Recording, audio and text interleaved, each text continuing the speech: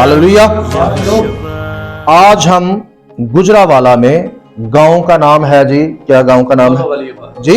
दोलो वाली आबाद में है। तो आज खुदा का कलाम यहाँ इस गांव में लेकर आए हैं। आप सब लोगों के लिए खुदा का कलाम है। आप बड़ी मोहब्बत के साथ खुदा का कलाम सुनना है, बड़े जोश के साथ। सो खुदावन आप सबको बरकत दे जी। हम अपने मौजू की तरफ बढ़ते हैं। हमारा मौजू है शरीयत और फजल। तो सबसे पहले तो हम थोड़ा सा इर्द गिर्द जो है इसके मतलब जो ख्यालात हैं उस पर थोड़ी सी गुफ्तगू कर लेते हैं। अक्सर औक़ात हमें ये सिखाया जाता है, बल्कि ये 1700 साल से सिखाया जा रहा है कलीसिया को, कि अब फजल हो गया है और शरीयत का कलीसिया के साथ अब कोई ताल्लुक नहीं है। कलीसिया अब शरीयत के मातहत नहीं। उसके अलावा कुछ और भी ख्यालात कलीसिया के अंदर पाए जाते हैं। और मत्ती की इंजील उसका 5 बाब आयत नंबर 17 भी इस्तेमाल करके कहा जाता है कि जी यहोशुआ हमेशा यानी यीशु अल मसीह ने यह कहा था कि मैं शरीयत को मनसूख करने नहीं बल्कि पूरा करने हैं, तो उसने पूरी कर दी। इसलिए कलीसिया जो है उस पर यह शरीयत लागू नहीं होती। इस तरह से बहुत सारे और भी हवाला जात हैं जो जनाब पलूस रसूल के हैं, जो कि इस्तेमाल करके ये कहा जाता है कि शरीयत का कलीसिया के साथ कोई तल्लुक वास्ता नहीं है, जो कि बिल्कुल गलत है। ये तालीम बड़े अरसे से दी जा रही है और इस तालीम का बाइबल के साथ बिल्कुल भी मेल जोल नहीं। ये खुद साख्ता तालीम है, बाइबल मुकद्दस की ये तालीम नहीं है। बल्कि जब आप लोग हमारे चैनल पर आएंगे तो इस पर मैंने बहुत सारे एपिसोड बनाए हैं। ख़ास तौर पर आप मेरी सीरीज देखिएगा, मार्क ऑफ यहोवा और मार्क ऑफ बीस्ट, यानी खुदा का निशान, यहोवा का निशान और हैवान का निशान। ठीक है जी। उसमें मैंने 666 के बारे में भी बताया है। उसमें मैंने ये बताया है कि दरअसल 666 के हैवान के तसल्लुत में हर वो शख्स है जो शरीयत को रद्द करता है, और बाइबल में से मैंने इसको साबित किया। ठीक है जी। आज कलीसिया शरीयत से महरूम है और फजल का बहाना बनाकर कलीसिया जो है वो शरीयत से फरार होने की कोशिश करती है, जो कि गलत है। बाज लोग फरार होते हैं और बाज लोगों को बेचारों को गलत सिखाया गया है, जबकि वो दिल से खुदा के साथ चलने की कोशिश करते हैं। हालेलुया। तो उसमें कलीसिया का भी कसूर नहीं है, उनको सिखाने वालों का कसूर है। बहरहाल आज हम पहले तो एक मौजू जो है वो प्रॉपर सीख लेते हैं, जो कि बहुत ज्यादा कलीसिया के अंदर सुना कर कलीसिया को यह सिखाया जाता है कि ये हवाला जात पढ़ें, आपको पता चले कि जो कलीसिया है वो शरीयत के मतहत नहीं। और वो है जी 2 औरतें गलतियों के खत में, अम्मा सारा और अम्मा हाजरा। तो आज हम अम्मा सारा के मुतल्लक भी कुछ हकायक हैं उनको समझने की कोशिश करेंगे। ठीक है जी। उसके बाद मोहतरम जनाब इजहाक जो हैं उनके मुतल्लक, उनके खतने के मुतल्लक भी थोड़ी सी गुफ्तगू करेंगे। अम्मा सारा के मुतल्लक भी गुफ्तगू करेंगे। और अम्मा हाजरा को क्यों लौंडी कहा गया इस पर भी थोड़ा सा गौर करेंगे। ठीक है जी। हालेलुया।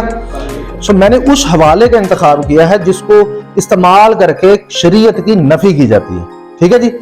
ये याद रहे कि मैंने अपनी सपोर्ट में, यानी अपने मुद्दे के सपोर्ट में मैंने कोई हवाले का इंतखाब नहीं किया, बल्कि मैंने उस हवाले का इंतखाब किया है जो लगता है कलीसिया को कि ये शरीयत के खिलाफ है या शरीयत से हमें हट जाने की तालीम देता है। मैं आप लोगों के सामने इसको पेश कर देता हूं। पॉइंट नंबर 1 है जी वादा का फर्जन। तमाम कलीसिया ये नारे मारती है और ये कहती है कि हम इजहा की तरह, जैसे कि वो वादा का फर्जन था, हम सारे वादे के क्या हैं? आप सबकी आवाज, हम सारे वादा के क्या हैं? हालेलुया। ठीक है। मैं एग्री हूं, हम वादे के फर्जंद हैं। ठीक है। लेकिन हम एग्जाम्पल किसको बनाते हैं? मोहतरम जनाब इजहाक को, यानी बाप अब्राहम के बेटे को एग्जाम्पल उसे बनाते हैं। अब वो जैसा था वादा का फर्जंद, उसके अमल जैसे थे या जो उसका कैरेक्टर था, जैसा वो है, अगर हम वैसे हैं तो फिर हम वादे के फर्जंद हैं। ऐसा ही है। और अगर हम थोड़ा सा भी उसके नक्शे से इधर उधर होंगे तो आप फैसला करेंगे क्या हम वादा के फर्जंद हो सकते हैं? क्यों जी बोले? चलें शुरू करते हैं। इन औरतों से, इन दो औरतों से, अम्मा सारा और अम्मा हाजरा से दो बेटे पैदा हुए, एक अम्मा हाजरा से और दूसरा अम्मा सारा से। अब हमारे क्रिश्चियन भाई बहन अपने आप को आजाद के बेटे यानी इजहाक के साथ मसल ठहराते हैं और हाजरा के बेटे को नजात से बाहर करार देते हैं। हाजरा के बेटे को नजात से क्या करते हैं? बाहर करार देते हैं। अगर कोई अपने आप को सारा के बेटे के साथ मसल ठहराता और खुद को वादा का फर्जंद कहता है तो सबसे पहले आजाद के बेटे का किरदार भी उनमें नजर आना चाहिए। तो चलें इजहाक का किरदार बाइबल में से देखते हैं, फिर हम मौजूदा क्रिश्चियन भाई बहनों के दावे पर भी गौर करेंगे। तो शुरू करते हैं जी। पॉइंट नंबर 1, वादा के फर्जंद का 8वें दिन खतना हुआ था। वादा के फर्जंद का 8वें दिन क्या हुआ था? इसके लिए देखें पैदाइश 21 बाब आयत नंबर 4, यहां यूं लिखा है, और अब्राहम ने खुदा के हुक्म के मुताबिक अपने बेटे इसहाक का खतना उस वक्त किया जब वो 8 दिन का हुआ। उस दिन किया जब वो 8 दिन का हुआ। कितने दिन का हुआ? आप सबकी आवाज हालेलुया। क्या आज मौजूदा क्रिश्चियनिटी में मर्द हजरात वादा के फर्जंद की तरह अपना खतना कराते हैं?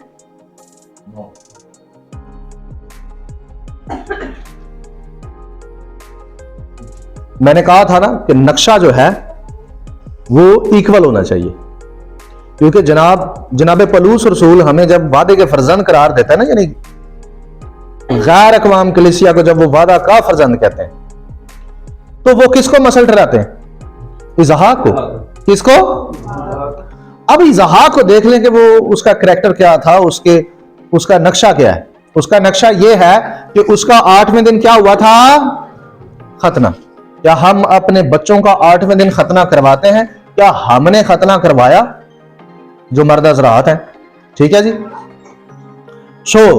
अफसोस कि सिर्फ नारे हैं, इन नारों में कोई सदाकत नहीं, कोई सच्चा दावा नहीं है। ये दिल को तसल्ली देने वाली बात है कि हम वादा के फर्जंद हैं। आगे बढ़ते हैं।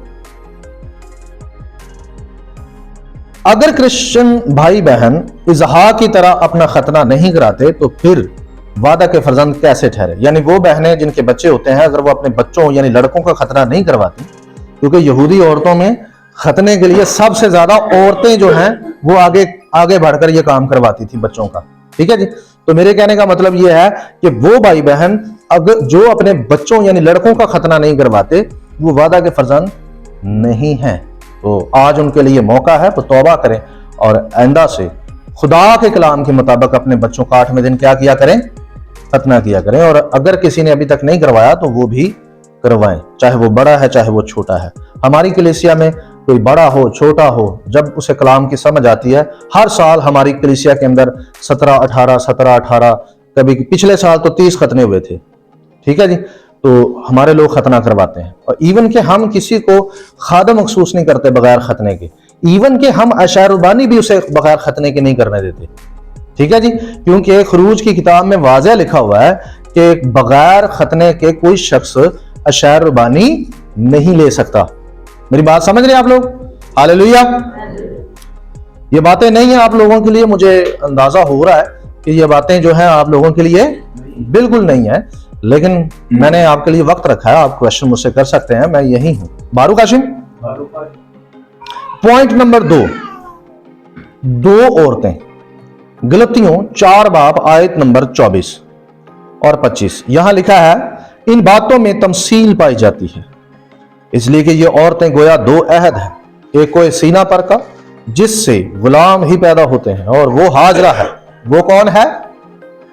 और हाजरा अरब का कोहे सीना है, और मौजूदा यरूशलेम उसका जवाब है, क्योंकि वो अपने लड़कों समेत गुलामी में है। इन आयात को बुनियाद बनाकर शरीयत को रद्द किया जाता है, और यह कहा जाता है कि देखें जी, जो कोई सीना पर शरीयत दी गई थी वो हाजरा को क्या करती है? पेश करती है। तो उससे क्या पैदा होते हैं? सिर्फ गुलाम ही पैदा होते हैं शरीयत से। अब आए मैं आपको बताता हूं कि पलूस रसूल ने ये अल्फाज क्यों इस्तेमाल किए, इसके पीछे बेसिकली वजह क्या थी। ठीक है जी। उसका मतलब हरगिज नहीं था कि आप शरीयत पर अमल ना करें। उसने तो इसके पीछे बुनियाद कुछ और थी जो उसने लेकर ये बात कही। हालेलुया। अब आए इसको समझने की कोशिश करते हैं। अब इस आयत की तफसीर की जाती है कि हाजरा को सीना का अहद है। खुदा ने हाजरा और उसके बेटे को निकाल देने का कहा। गलतियों 4 बाब आयत नंबर 30 में लिखा है, मगर किताब मुकद्दस क्या कहती है? यह कि लौंडी और उसके बेटे को निकाल दे, क्योंकि लौंडी का बेटा आजाद के बेटे के साथ हरगिज वारिस ना होगा। तो यहां पर नोट कर लें, जब लफ्ज शरीयत इस्तेमाल होता है तो इससे मुराद 3 किस्म की शरीयत भी है। इससे मुराद बाइबल में जब शरीयत खासतौर पर जनाब मूसा की शरीयत इस्तेमाल होता है तो इसमें कितने किस्म की शरीयत है? 3 किस्म की शरीयत है। आप में से अगर कोई बाद में वीडियो देखे तो ये 3 किस्म की शरीयत का एक स्लाइड चल रही होगी आपके सामने, आप वो भी देख सकते हैं। इसमें पूरा मैंने नक्शा दिखाया हुआ है कि 3 किस्म की शरीयत कौन कौन सी है। पहली एक शरीयत मैं आपको एक मिसाल देकर समझाता हूं। जैसा कि बाप आदम को, जनाब आदम को, अच्छा जैसा कि जनाब आदम को और अम्मा हवा को बागे अदन के अंदर कितने हुक्म दिए गए? आपको याद है? बागे अदन में कितने हुक्म दिए गए? हाँ जी, एक नहीं था। यही वजह कि हम अगर शरीयत सीखें ना तो हमें प्रॉपर पता हो कि शरीयत का सेटअप क्या है। तो चूंकि मैं इस कौम का बेटा हूं, मेरे अंदर दिल के अंदर यह दर्द है कि हमारे नौजवान, हमारे बेटियां, हमारे बेटे, हमारी माएं, हमारे बुजुर्ग इतने बाइबल के माहिर हों कि इनसे कोई बात करे तो ये दुरुस्त करें। हालेलुया, हालेलुया जी। इसलिए गांव गांव मैं तकरीबन 10 साल से घूम रहा हूं। 10 साल से गांव, शहर, हर जगह पर जा रहा हूं ताकि हमारे लोग दुरुस्त तालीम सीख जाएं। बारूक हाशिम, अब जरा सुने, बागी अदन में पहला हुक्म क्या दिया गया? तूने बाग के बीच वाले दरख्त का फल नहीं खाना। यह पहला हुक्म है। फिर इसमें से 2 ब्रांचेस निकले, 2 हुक्म और निकले। वो कैसे निकले? वो खुद ब खुद निकल आए। कैसे? अगर तूने खा लिया, अगर तूने जिस दिन तूने खाया तो क्या हो जाएगा? पहला जो हुक्म है कि तूने नहीं खाना, इसको क्या कहा जाता है? ताबेदारी का हुक्म या ताबेदारी की शरीयत। ताबेदारी का हुक्म या ताबेदारी की शरीयत, यानी ताबेदारी करनी है इसकी, तूने इसको मानना है। अगर ना खाया जाए तो फिर क्या होगा? जजा की शरीयत निकलती है कि तू हमेशा क्या रहेगा? जिंदा रहेगा। यह जजा की शरीयत है, यानी हुक्म है। नंबर 3, और अगर तुमने खा लिया तो उसी दिन तू क्या होगा? मरा। इसको कहा जाता है सजा की शरीयत। इसको क्या कहा जाता है? सजा की शरीयत। ठीक है जी। तो अब मजीद इसको समझने के लिए हम आगे बढ़ते हैं। सजा की शरीयत के हम तब मतहत होते हैं जब हम ताबेदारी नहीं करते, जब हम ताबेदारी नहीं करते, यानी शरीयत तोड़ते हैं। जब शरीयत तोड़ते हैं तो फिर हम सजा की शरीयत के क्या हो जाते हैं? मातहत हो जाते हैं। सजा की शरीयत के क्या हो जाते हैं हम? एक और एग्जांपल देता हूं आपको। सिग्नल पर जब खड़ा होना होता है, कब तक खड़ा होना होता है कानून के मुताबिक? जब तक इशारा ग्रीन ना हो जाए, ऐसा ही है। लेकिन अगर आप इशारा ग्रीन होने से पहले सिग्नल को तोड़ देते हैं तो कानून ही आपको क्या देता है? सजा देता है। तो सजा के लिए भी क्या चाहिए? कानून। भाई सिग्नल नहीं तोड़ना, यह भी शरीयत है, और सिग्नल टूटने के बाद चलान करना है जी, यह भी शरीयत है। फर्क इसमें यह है कि भाई इसको आपने मानना है, और अगर आपने नहीं माना तो इसकी पनिशमेंट ये है। बात समझ आ रही? यानी सजा ये। तो पलूस रसूल जब कहता है अब हम शरीयत के मातहत ना रहे, इसका मतलब क्या है? कि क्या हम अब शरीयत को ना माने या शरीयत पर अमल ना करें? जी नहीं, इसका मतलब ये नहीं। वो कहता है अब हम सजाई शरीयत के मातहत नहीं रहे, क्योंकि यीशु अल मसीह ने, यानी यहोशुआ हमशयाख ने सलीब पर हमारी नाफरमानियों की सजा क्या कर ली है? सह ली है। उसने सजा सहकर हमें शरीयत से अमल करने से नहीं हटाया, बल्कि शरीयत तोड़ने की वजह से जो सजा वजूद में आई थी उस सजा को उसने हमारी अपने ऊपर लेकर हमें शरीयत से क्या किया है, सजाई शरीयत से क्या किया है, आजाद किया है। बाकी हुक्म वैसे के वैसे हैं, बाकी के हुक्म वैसे के वैसे हैं। आपने सब कुछ वैसे मानना जैसा शरीयत में लिखा हुआ है। Hallelujah, hallelujah. इसके लिए एक और हवाला जो है आपकी नजर कर देता हूं, उससे भी आपको समझने में आसानी होगी। जनाब पौलुस रसूल रोमियो के खत के 8वें बाब की पहली आयत में फरमाते हैं कि अब जो यसु मसीह में है उस पर सजा का हुक्म नहीं। कौन सा हुक्म नहीं? आप सबकी आवाज, कौन सा हुक्म नहीं? हुक्म का क्या मतलब होता है? शरीयत। इसका सादा अल्फाज में तर्जमा करूं तो वो कहता है अब जो मसीह यसु में है उस पर सजा की शरीयत नहीं। कौन सी शरीयत नहीं? तो इसमें से 3 शरीयतें हैं, ताबेदारी वाली, अजर वाली और सजा वाली। अब आप बताएं हम किससे आजाद हुए? सबकी आवाज चाहिए मुझे भाई। ताबेदारी वाली तो वैसे ही कायम है, तो हमने तो ताबेदारी वाली भी छोड़ दी।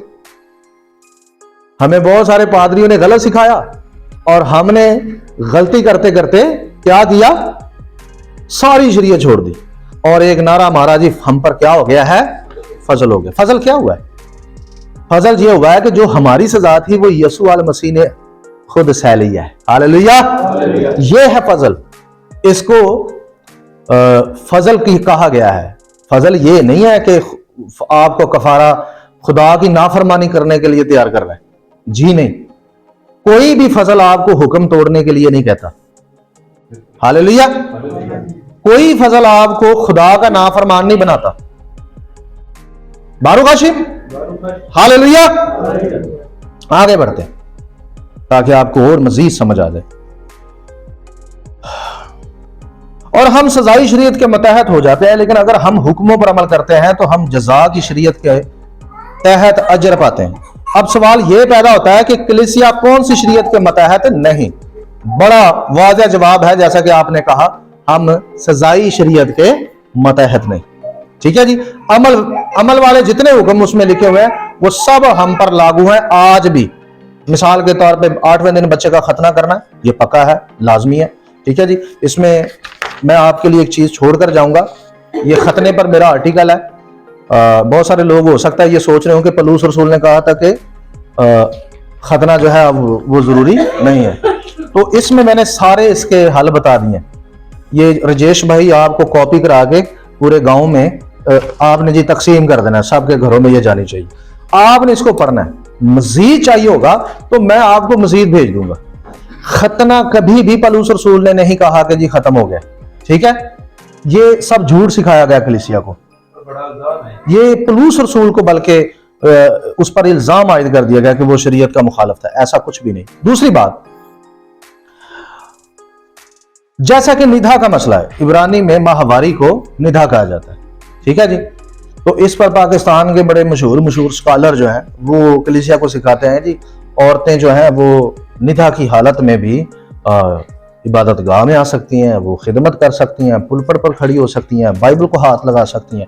जबकि शरीयत ये कहती है कि ऐसी हालत में जो औरत हो वो किसी मुकद्दस चीज को हाथ ना लगाए जब तक उसकी तहारत के दिन पूरे ना हो जाएं।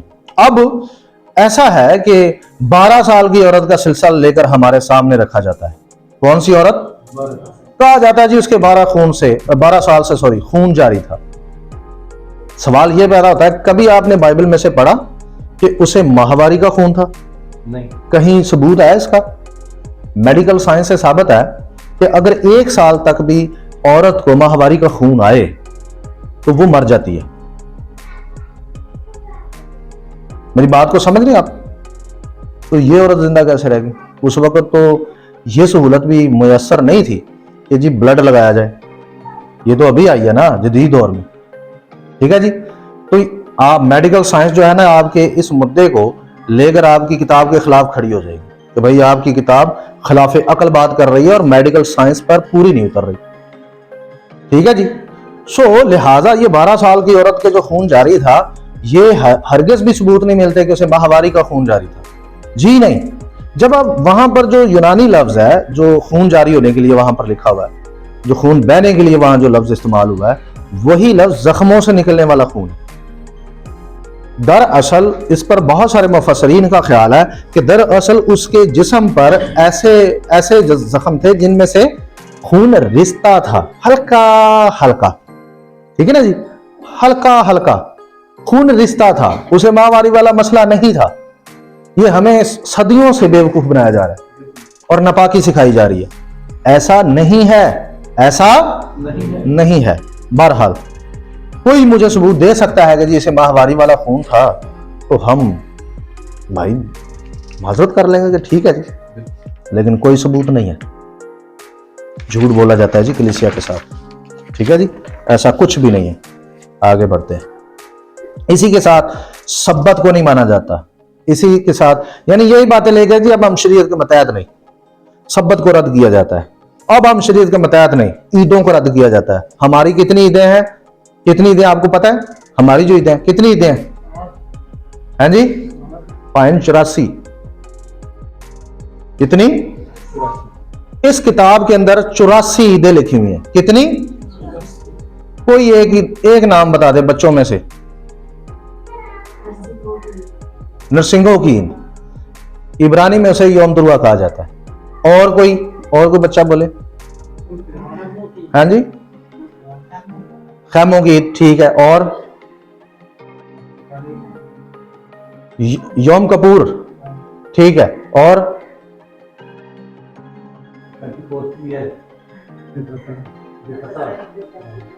किस दिन आती फसा? पहले महीने की 14 तारीख को आती है, ईस्टर को नहीं आती। इब्रानी कैलेंडर के मुताबिक वो पहले महीने की, और उस दिन बुध का दिन होता है जिस दिन मसीह मसलूब हुआ था। वो दिन कौन सा था? बुध का दिन था। और ठीक हफ्ते की शाम को इतवार शुरू होते ही यसू अल मसीह मुर्दों में से जी उठा। Hallelujah, hallelujah. अब 52 जी सब्बत ही है, 52। और सब्बत को भी ईदें कहा गया है, सब्बत को भी क्या कहा गया है? और इसके अलावा बाइबल में लकड़ी की ईद, उसके अलावा ये 7 ईदें तो बड़ी क्लियरली लिखी हुई हैं, वो हैं। और 4 तकूफा के दिन हैं, इस तरह से नया साल, और भी बहुत सारी चीजें हैं, ठीक है जी। तो यूं करके तकरीबन 84 ईदें हैं। कितनी? तो जिसमें से हमें पूरे 10 नाम भी नहीं आते, ठीक है, जो कि अफसोस की बात है। अब आते हैं उन ईदों की तरफ जो बाइबल में नहीं लिखी। कौन कौन सी ईद है जो बाइबल में नहीं लिखी और हम मनाते हैं?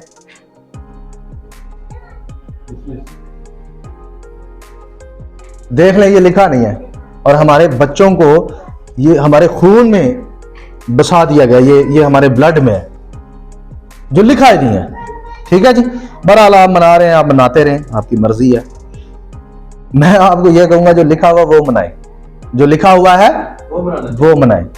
आप अपनी किताब को छोड़ बैठे हैं और देख लें कहां चले गए, सिर्फ एक आयत को लेकर, वो बातें लेकर जिनका मायने भी हमें पता नहीं, पादरी हजरात को भी पता नहीं, और वो कलीसिया को गलत गाइड करके उनको कहते हैं जी अब हम शरीयत के मतहत नहीं, इसलिए हमने इनको नहीं मानना, ठीक है जी।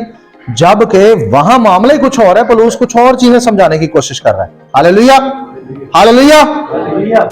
अच्छा जी, अब आगे बढ़ते हैं जी।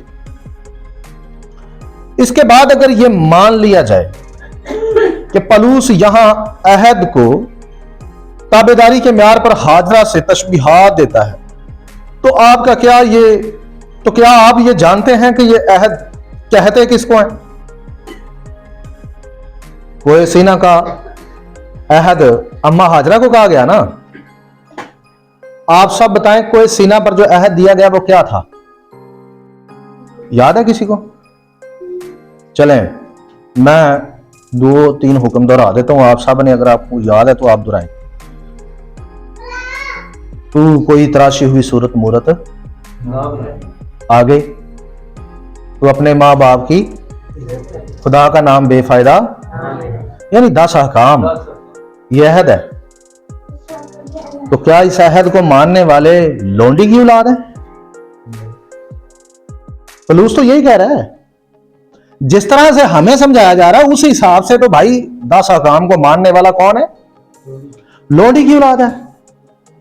वो तो गुलाम पैदा हो गया, क्योंकि हवाले में तो यही लिखा है ना, उस अहद को मानने वाले क्या है जी? अहद में ऐसे लिखा है ना, ऐसे लिखा है? नहीं, ऐसे नहीं लिखा। देखिए आप मान गए ना बड़ी फौरन, ऐसे नहीं लिखा।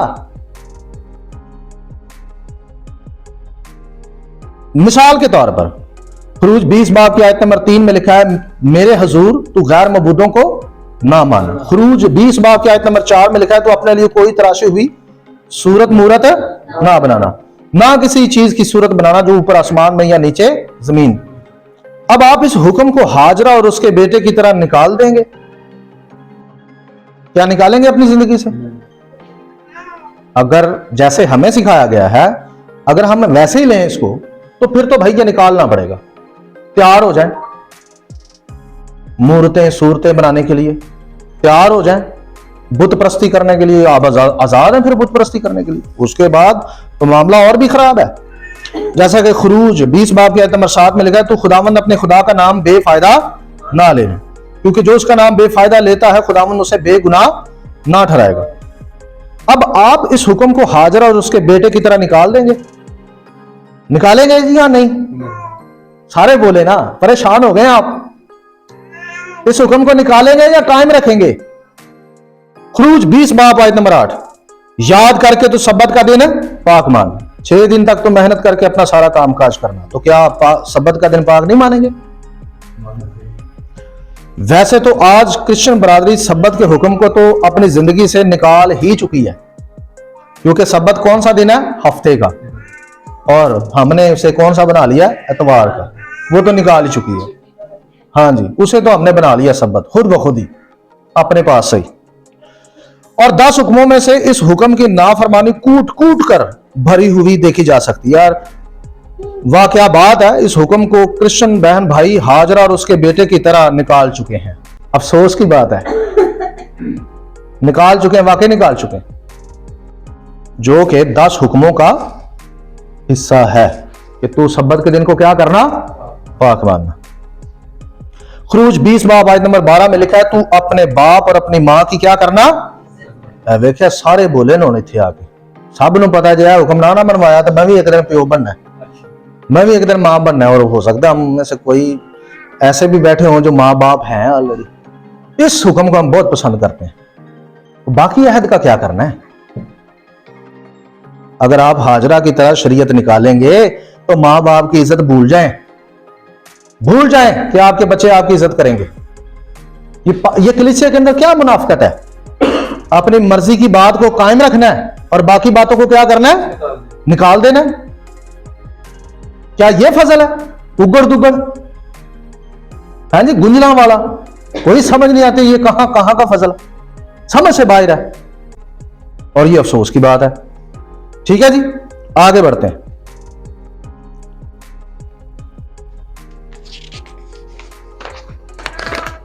अब आप इस हुक्म को हाजरा और उसके बेटे की तरह निकाल देंगे कि तू अपने मां बाप की इज्जत करना। तो आज से आप अपने मां बाप की तौहीन और बेइज्जती करना शुरू कर दें। अगर शरीयत निकालनी है तो भाई खुली छुट्टी है। और वैसे ये मैं देख भी चुका हूं पाकिस्तान की कलीसिया में बहुत सारे मसीही बहन भाइयों के घरों में नौजवान बच्चे बूढ़े माँ बाप को जा बात तेनों की पता है, आराम ना बह, तेरा दिमाग नहीं काम करता तो बटेरा हो गया। ठीक है ना जी, मैं ऐसे देख चुका हूं, बदतमीज बच्चों को भी देख चुका हूं, और वाकई उनके अंदर से शरीयत निकल चुकी है। क्योंकि हमने अपने बच्चों को सिखाया, अब हम फजल के मतहत हैं, पुत्र तू मैनू मार लिया कर, भावे कुट भी लिया कर, मैं तेरा प्यो मां, तू मेरे सिर दे वाल भी खिंच लिया कर, कोई मसला नहीं। हमने खुद ही सिखाया। क्यों जी? हमने खुद आजादी दी उनको, और बाद में हम कहते हैं हमारे बच्चे इज्जत नहीं हमारी करते, क्योंकि हमने उनको शरीयत से खुद निकाल दिया। आगे बढ़ते हैं। खुरूज 20 बाब की आयत नंबर 13 में लिखा है, तो खून ना करना, पकड़े छुरी शुरू हो जाए। खुरूज 14 में लिखा है, तू ज़िना ना करना, चलो जी जानवर बन जाए फिर इंसान है। तू चोरी ना करना निकालोगे सेफ नहीं रहोगे, ताड़ा माल सेफ नहीं रहेगा। आए दिन कलीसिया एक दूसरे का माल चोरी करेगी। क्यों जी? करेगी कि नहीं? हम बहुत सारी चीजें ऐसी करते हैं तो क्योंकि हमारे अंदर खौफ नहीं है, हमारे अंदर, क्योंकि हमें सिखा दिया गया भाई तुम आजाद हो। उसके बाद तू अपने पड़ोसी के खिलाफ झूठी गवाही ना देना, तू अपने पड़ोसी के घर का लालच ना करना। अब आप इन अहकाम को हाजरा और उसके बेटे की तरह निकाल देंगे? सवाल मेरा ये है, यूट्यूब पर भी जो लोग देख रहे हैं भाई निकालें, इसको खत्म करें। क्योंकि अहद कहा किसको है? सीना पर कौन सा अहद दिया गया है?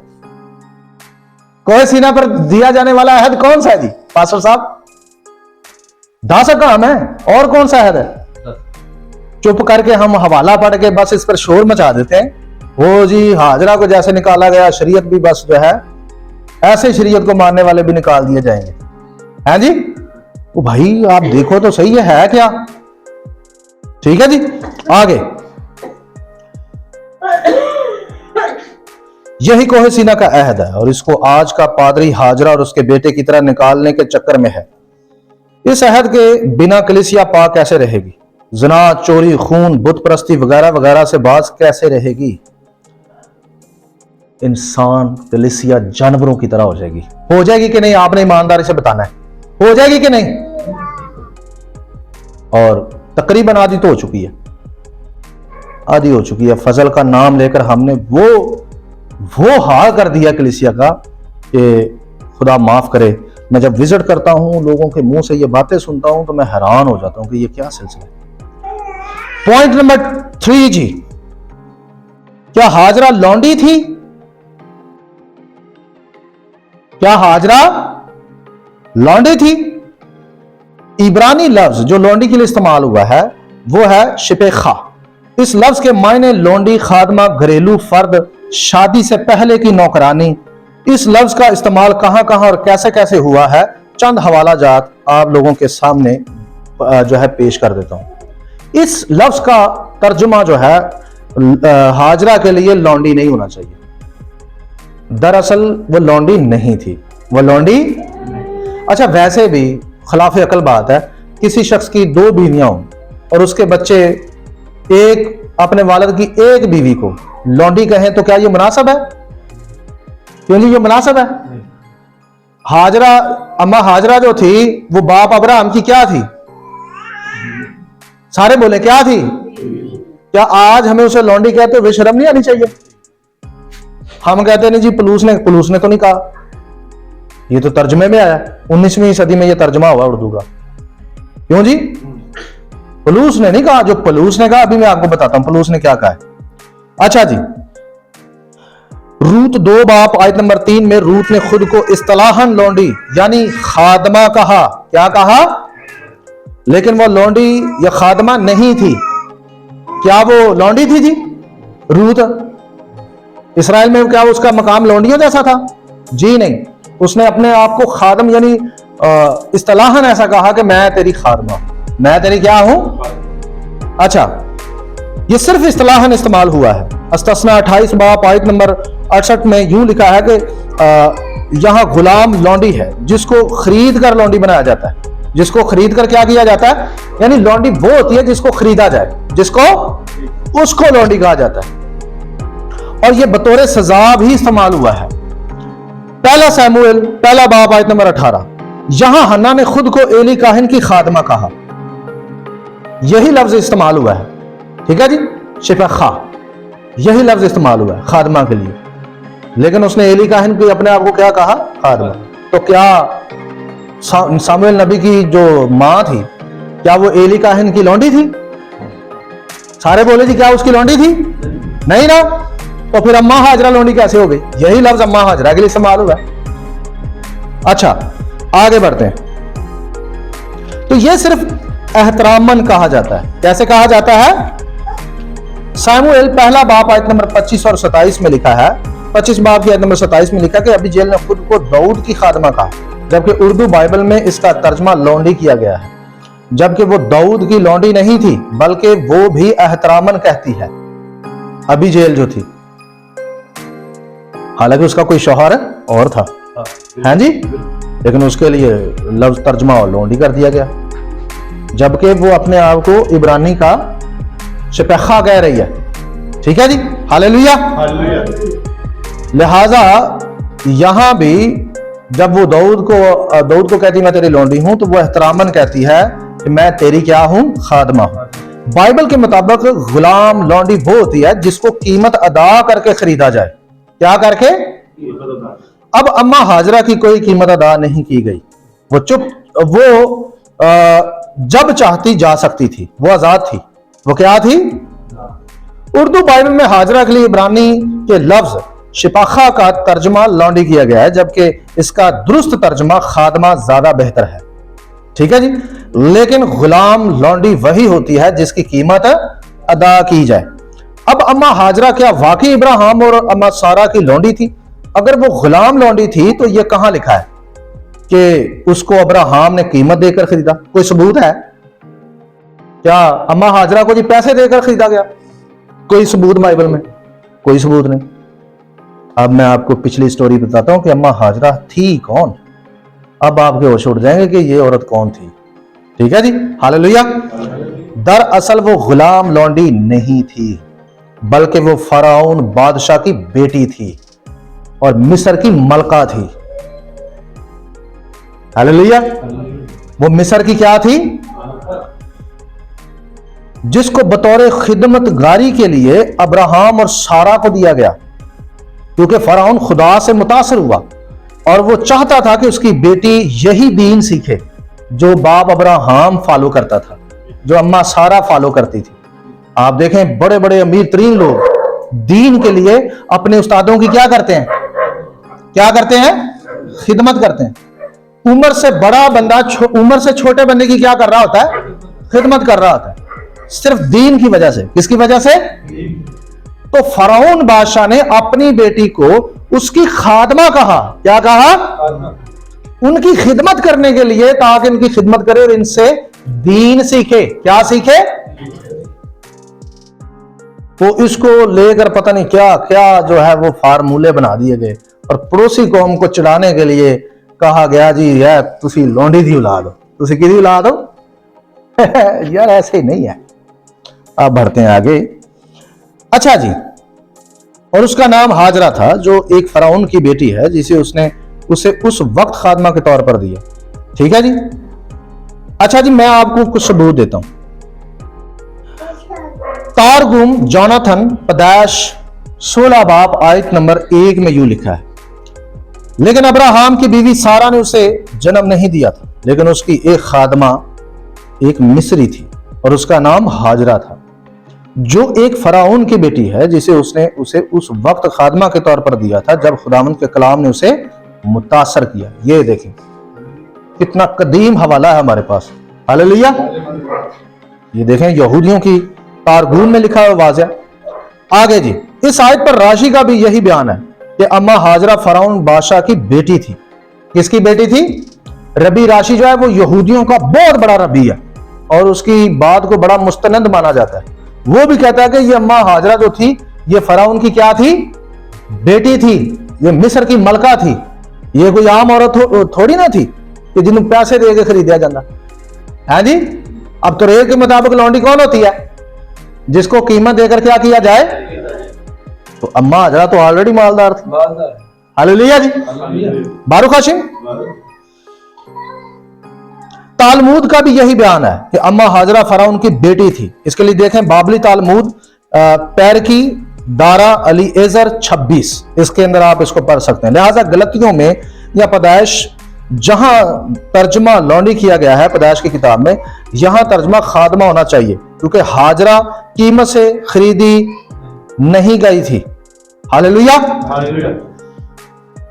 बल्कि वो अपनी मर्जी से अम्मा सारा और बाप अब्राहम की खादमा बनी, ताकि उनकी ऐसे ही खिदमत करे जैसे एक शागिर्द अपने उस्ताद की खिदमत करता है। इसके अलावा इस घराने की फर्द खादमा भी थी। अब इसको क्यों मनफी पहलू में दिखाया गया? आप सब जानते हैं क्यों। जानबूझ के दिखाया गया ताकि किसी को नीचा दिखाया जाए, ताकि किसी को ऐसा नहीं है। अब चलते हैं जी मजीद आगे। इसके पीछे अम्मा हाजरा की नाफरमानी है। क्यों उसने अम्मा सारा से बगावत की? और उसकी सजा यह थी कि उसको और उसके बेटे को निकाल दिया गया। क्यों निकाला गया? अब ये देखते हैं ना कि लूस रसूल क्या कह रहा है। खुलूस रसूल ने कहा, क्या कहा? उसको और उसके बेटे को क्या कर, उसको और उसके बेटे को क्या कर, मेरे पीछे रह जी सारे, उसको और उसके बेटे को क्या कर, निकाल दे। क्यों निकाला गया? सुने, मैंने आपको बताया था ना कि कौन सी शरीयत से हमें छुड़ाया गया है। जब हुक्म तोड़ा जाए तो हम किसके मुताबिक हो जाते हैं? सजा की शरीयत की। और यही 10 हुक्म सजा भी देते हैं, यही 10 हुक्म सजा भी देते हैं, ये सजा भी बन जाते हैं। अब आगे बढ़ते हैं। बताया 16 बाब की आयत नंबर 4 में लिखा है, वो हाजरा के पास गया और वो हामला हुई, और जब उसे मालूम हुआ कि वो हामला हो गई तो अपनी बीबी को हकीर जानने लगी। क्या करने लगी? ये आलम बाला का अहद है। कौन? अम्मा सारा, जिसको वो हकीर जानने लगी। ये हाजरा की गलती है कि वो अपनी बीबी सारा को हकीर समझने लगी। हाजरा के बेटे की गलती क्या है? पैदाइश 21 बाब आयत नंबर 9 में लिखा है, और सारा ने देखा कि हाजरा मिस्री का बेटा जो उसके अब्राहम से पैदा हुआ था ठट्ठे मारता है। अब अम्मा हाजरा किस शरीयत की नुमाइंदगी करती है? सजा की शरीयत या जजा की शरीयत या ताबेदारी की शरीयत? आप सब ने तय करना है। अम्मा हाजरा किस शरीयत की नुमाइंदगी कर रही है इधर? सजा की, जजा की या ताबेदारी की? सजा की, क्योंकि उसने अम्मा सारा की क्या की? नाफरमानी की। क्या की? नाफरमानी की क्या होती है? सजा होती है। और जब कोई सीना पर अहद दिया गया तो बनी इस्राइल नीचे क्या कर रही थी? नाफरमानी। क्या कर रही थी? दरअसल पालूस रसूल यही समझाना चाहते हैं, वो यही समझाना चाहता है कि नाफरमानी ना करना, हाजरा को ना अपनाना जिस तरह उसने अम्मा सारा की तरह नाफरमानी की। वो तो ताबेदारी सिखा रहा है, हमने इसका उल्टा मतलब ले लिया। हाँ जी, हालेलुया। अब बात समझ आई आप लोगों को? अब आगे बढ़ते हैं जी और इसको क्लोज करते हैं। अब अम्मा हाजरा की शरीयत की नुमाइंदगी करती है? सजा की शरीयत या जजा की शरीयत या ताबेदारी की? तो जवाब है सजा की। किसकी? जाहिर है नाफरमानी का नतीजा सजा होता है, लिहाजा अम्मा हाजरा सजाई शरीयत की नुमाइंदगी करती है क्योंकि उसने अपनी बीबी की नाफरमानी की। ये याद रहे कि सजा अहद को तोड़ने का नतीजा होता है और वो सजा भी अहद का हिस्सा होती है, इसलिए अम्मा हाजरा को कोहे सीना का अहद कहा गया है। बारूक हशीम, हालेलुया। चले जी, खत्म हो गया है अहद की डेफिनेशन। ये भी फाइल देके जा रहा हूं, ये भी दे दीजिएगा। प्रॉपर अहद कैसे होता है, किस तरह से होता है, ये भी मैंने दे दिया इनको, इनसे ये फाइल ले लीजिएगा। अब कोई आप लोगों का सवाल है तो आप कर सकते हैं, वरना क्लोज करते हैं। वो क्वेश्चन है आप लोगों का तो आप कर सकते हैं, आपके लिए मौजूद हूं मैं यहाँ पे। जी जी आपने बात की जी जी उसने बयान किया कि क्योंकि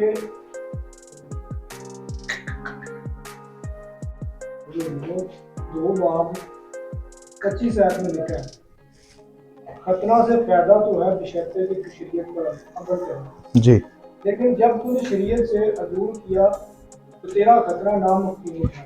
और आगे लिखा है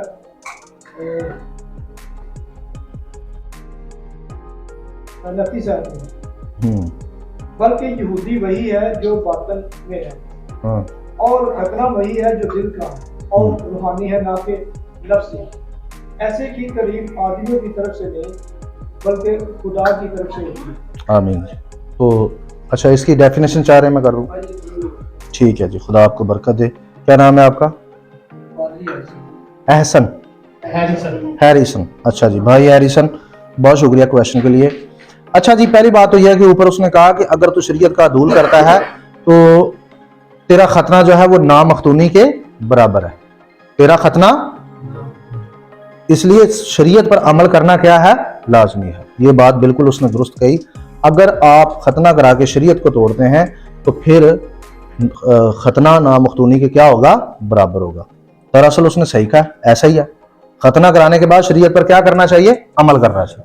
अब आते हैं दिल के खतने की तरफ। दिल का जो खतना है कहते किसको है? इसकी क्या निशानी है दिल के खतने की? ये जरा देख लेते हैं, क्योंकि उसने कहा जी खतना वो है जो दिल का है, खतना वो है जो दिल का है। जबकि इसी से साबित हो जाता है कि खतना किसे दिल का कहा जाता है, क्योंकि वो ऊपर कह रहा है शरीयत पर अमल करना उसके लिए क्या है, लाजमी है। लेकिन फिर भी साफ साफ लिखा आपको दिखाता हूं, इस्तस्ना की किताब आप 30 बाब आयत नंबर 6 था 9 पढ़ दें प्लीज। ये मोबाइल दीजिएगा अपने।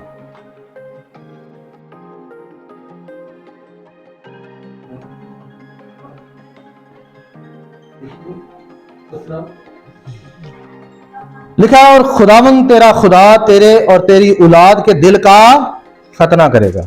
सुनिए, ताकि तू खुदावंद अपने खुदा से अपने सारे दिल और अपनी सारी जान से मोहब्बत रखे और जीता रहे। और खुदावंद तेरा खुदा ये सब लानतें तेरे दुश्मनों और किना रखने वालों पर जिन्होंने तुझको सताया नाजल करेगा, और तू लौटेगा और खुदावंद की बात सुनेगा और उसके सब हुक्मों पर जो मैं आज तुझको देता हूं अमल करेगा। यह है जी निशानी। जब दिल का खतना हो जाएगा वो खुदा की तरफ क्या होगा, लौटेगा, और वो खुदा के हुक्मों पर क्या करेगा, अमल करेगा। यही पलूस रसूल यहां समझा रहा है। असल में वो यही बात कर रहा है, लोगों को समझ नहीं आई। अच्छा, अब मैं आपको बताता हूं, अब आप लोगों ने खुद इंसाफ करना है। पैदाइश की किताब 17 बाब आयत नंबर 7 था 15 का, वहां लिखा हुआ है कि खतना तेरे और मेरे दरमियान अबदी अहद का निशान है। अबदी का मतलब क्या होता है, हमेशा के लिए। ये यहोवा पाक खुदा ने कहा है। तो क्या दुनिया खत्म हो गई? लिखा है नस्ल दर नस्ल। क्या नस्लें पैदा होना खत्म हो गई? नस्लें तो अब भी पैदा होती हैं, हो रही है ना जी। और ये अबदी है, हमेशा के लिए। अभी तो वक्त भी खत्म नहीं हुआ।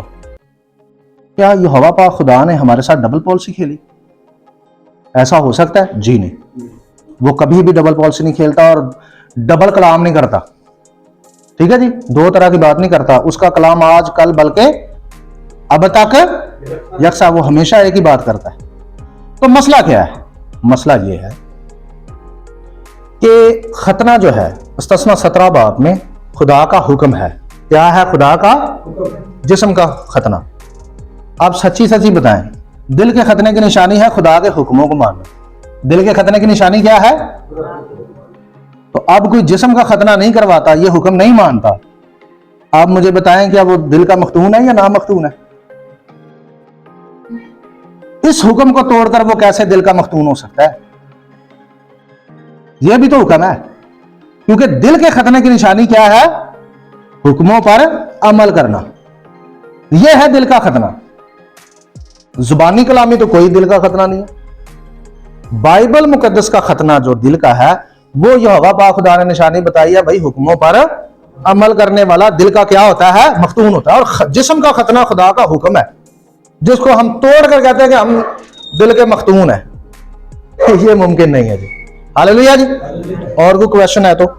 सर, ये जो बात थी कि खतना जो था खुदा का अहद था, तो हुक्म था, तो इसको बपतिस्मे के साथ अब जो किस तरह उसको मुंसब किया जाएगा? ये अब जो नया हुक्म है, जो बपतिस्मा भी है, खतना भी है, इसमें डिफरेंस जरा बताइएगा कि ये। आपका नाम? विक्टर। भाई विक्टर, पहली बात तो यह है कि शुरू से ही खतना जो है उसका एक अलग मकाम है, और जो बपतिस्मा है इब्रानी में उसे मिखवा कहा जाता है। ठीक है जी। ये हैकल में सबसे पहले शुरू हुआ था। मिखवा काहिन लेते थे, और उसके बाद रबाइयों में भी ये रस्म शुरू हुई जो कि रवायती है। लेकिन जो इल्हामी बपतिस्मा है वो दरअसल हैकल में होता था। वो कहाँ होता था? हैकल में। और काहिनों के अंदर ये मिखवा की रस्म शुरू हुई। ठीक है जी। अब खतना जो है वो अलग मकाम रखता है, लेकिन बपतिस्मा अलग रहता है। ये पाकिस्तान में इसको इसके मुतबादल जो है तशरीह कर करके जो है इसको कायम किया गया, जबकि बाइबल ऐसी कोई तालीम नहीं देती। ये हमने ऐसा समझ लिया या हमें ऐसा समझाया गया है कि जी बपतिस्मा और खतना क्या है, वो अब उसके मुतबादल आ गया है। बपतिस्मा पहली बात तो ये नई तालीम नहीं है, हमने ये समझ लिया ये नई तालीम है, जबकि ये अहद अतीक से ही जो है वो जारी है। इसके लिए आप बपतिस्मा पर मुश्तमिल मेरी वीडियो देख सकते हैं, यूट्यूब चैनल पर ही मैंने अपलोड की हुई है। 50 मिनट की वो वीडियो है, उसको आप लाजमी देखिएगा। बल्कि मैंने बपतिस्मा वहां पैदाइश की किताब से दिखाया है। ठीक है जी। और रसूलों ने वाज़ेह तौर पर अपने खतूत में लिखा कि बपतिस्मा की बुनियाद जो है वो अहद अतीक से है। हालेलुया, हालेलुया जी। जबकि अहद अतीक में खतना भी है और बपतिस्मा भी। अब आपको यीशु मसीह की तरफ से एक एग्जांपल दे देता हूं। यीशु मसीह का खतना किस दिन हुआ? आप सबकी आवाज चाहिए, ठीक है। उनका बपतिस्मा कब हुआ? 30 साल की उम्र में, ऐसा ही है। देख लें, उनका खतना भी हुआ और, क्योंकि ये दोनों चीजें अलग अलग मकाम रखती हैं। अगर बपतिस्मा ही खतना होता और खतना ही बपतिस्मा होता तो ये अलग अलग मकाम बाइबल में जो है ना होता। इनका अलग अलग मकाम है, ये हमें सिखाया समझाया गया, ठीक है जी। हालेलुया, हालेलुया जी। जी, और कोई क्वेश्चन है? दूसरी बात सर, आपने बात की थी कि जो वेडनेसडे का दिन बनता है खुदा हमारे मसीह की मसलूबियत का, जी जी, इसको जरा एग्जांपल थोड़ा सा एक्सप्लेन कीजिएगा कि आया अगर हम इसको सीखना चाहिए चाहे तो हमें ये बाइबल मुकद्दस में से कहां से ये चीजें मिल सकती हैं, या इसके लिए अलग से कोई चीजें हमें स्टडी करनी होंगी?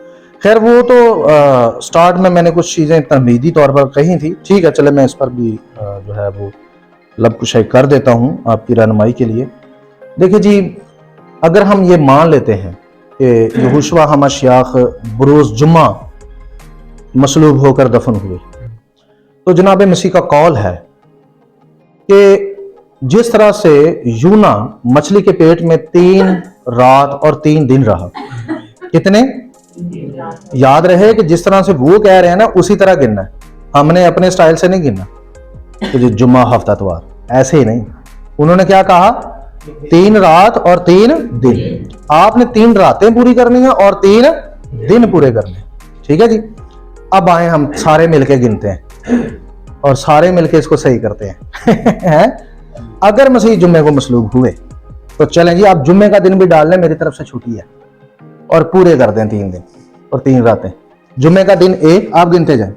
जुम्मे का दिन 1 रात आती है, ठीक है जी, और 1 रात। सुबह हफ्ता चढ़ता है, हफ्ते का दिन यानी 2 दिन और 1 रात होगा।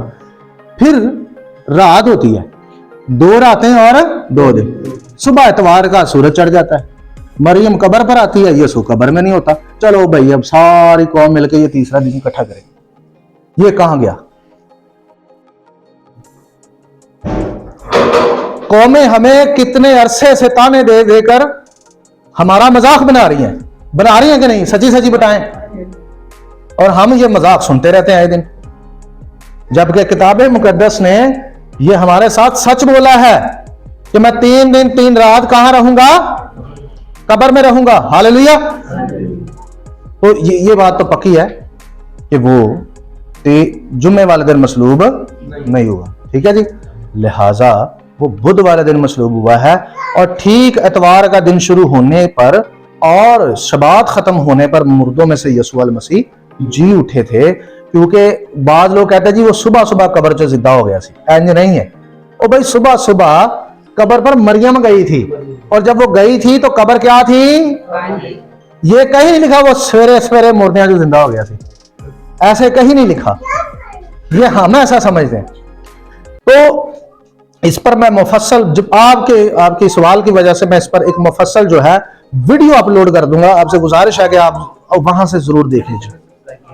चले जी, खुदा आपको बरकत दे। तो आपने लाजमी वहां से देख लेना। मैं आपके लिए स्पेशल, यहाँ के जो गांव के हमारे लोग हैं, मुझे आप लोगों से खुदा के कलाम की मोहब्बत की जो है ना वो खुशबू आ रही है। तो मैं आप लोगों के लिए ये वीडियो लाजमी बनाऊंगा, हालेलुया, ताकि आप लोग इसको देखें और सीखें और समझें, आपकी इल्म में तरक्की हो। हालेलुया। सो जुम्मे को वो मसलूब नहीं हुए, वो पहले महीने की 14 तारीख को मसलूब हुए हैं। कब हुए हैं? ये हवाला अगर आपको पढ़ना है तो पढ़ा देता हूं मैं, ये जरा मैं आपको पढ़ा देता हूं। चलिए,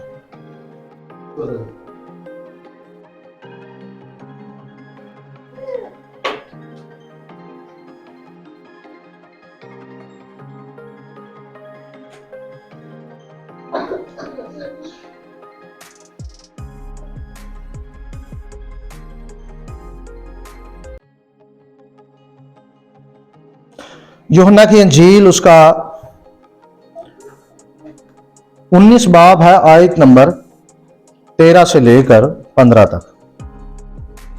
पहला तो ये बातें सुनकर यीशु को बाहर लाया और उस जगह जो चबूतरा और इब्रानी में गुप्ता कहलाती है तख्ते अदालत पर बैठा। ये फसा की तैयारी का दिन और छठे घंटे के करीब है। कौन सा दिन था ये? फसा का दिन। कौन सा दिन था? फसा का दिन। अब फसा कब आती है ये भी देख लें। अहबार 23 बाब आयत नंबर 5 लिखा है, पहले महीने की 14वीं तारीख को शाम के वक्त खुदावंद की फसा हुआ करे। फसा कब होगी? पहले महीने की 14वीं तारीख को, इब्रानी कैलेंडर के मुताबिक। आप लोगों को अगर इस कैलेंडर के बारे में अपडेट चाहिए तो वो आप हमारे साथ मुंसलिक हो सकते हैं। इस गांव का कोई आप व्हाट्सएप ग्रुप बना लें तो वहां आपको इसकी अपडेटिंग मिलती रहेगी। Hallelujah, hallelujah.